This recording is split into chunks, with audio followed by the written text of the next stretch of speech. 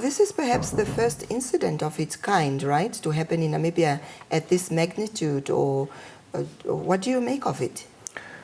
Yeah, of this magnitude, maybe yes, but cyber security incidents have been happening already from a few years back, and for this magnitude is perhaps just a wake-up call for the rest of us to see that what can happen actually when a cyber attack happens, or what are the implications on that matter. So perhaps for this one, it's a wake-up call to sort of maybe discuss amongst ourselves and re-strategize and see, okay, where did we go wrong, how are we going wrong, and how can we improve?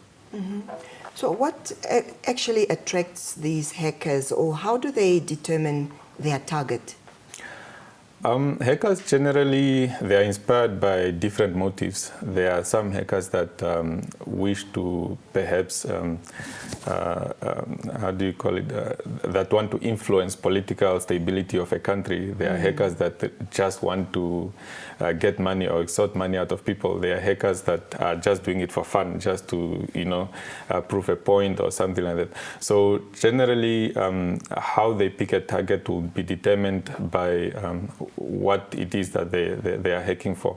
But in a general context of things, hackers will generally target those individuals who are weak and vulnerable, whose a cyber infrastructure is not as secure as the standards require. Mm-hmm. Now, I want to believe that hacking doesn't just happen in a spin of a minute. How long does it take to plan for an attack, especially such as this one, especially at this scale? Well, it depends. Some attacks can take as less as 1 week of planning. Others can take, as long as maybe 2 months, 3 months, up to a year if need be. It really just depends on the scale of what the damage, they want to do, and what is their target. They is a lot of stuff to consider when it comes to hackers. I mean, if they can do it within minutes, they'll go right ahead and do it within minutes. But they generally target the weakest links, and those are the easy prey. Mm-hmm. So let's delve a little bit into the main types of hacking and the techniques. There's quite a number of them.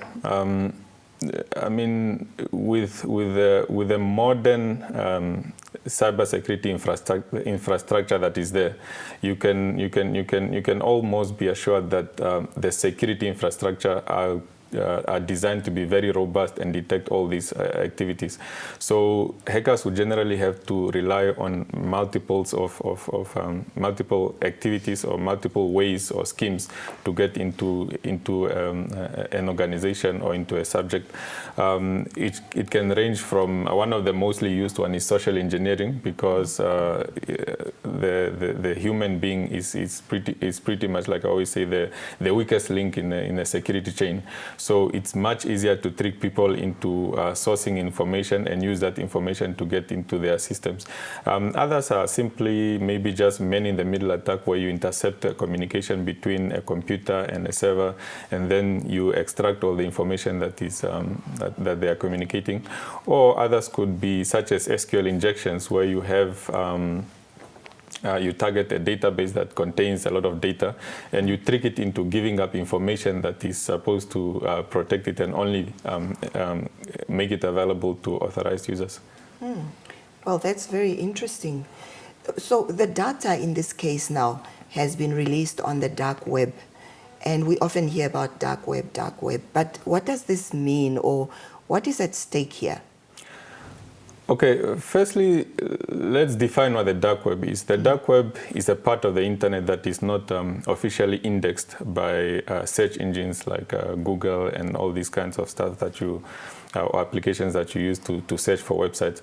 Right. And by index, I mean just to publish it so that it's available for everyone to access whenever they wish to. So it's a larger part of the internet that is not available to everyone. So when somebody takes information and puts it on the dark web, there is a lot at stake, because there could be other attacks that can propagate from the leak of the data.